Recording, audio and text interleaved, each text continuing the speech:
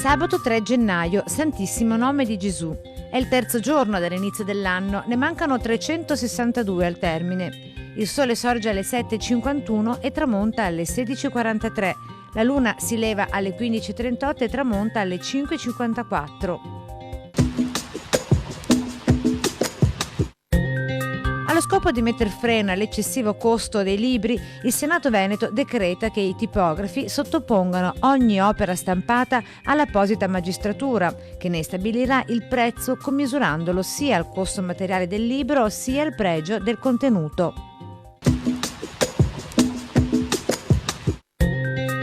Dal 6 dicembre al 6 gennaio i borghi, le vie e le piazze della città di Treviso si riempiono di mercatini artigianali, vintage, gastronomia, musica e tante emozioni. Seguiteci anche su Facebook. Il centro storico vi aspetta con un mese magico.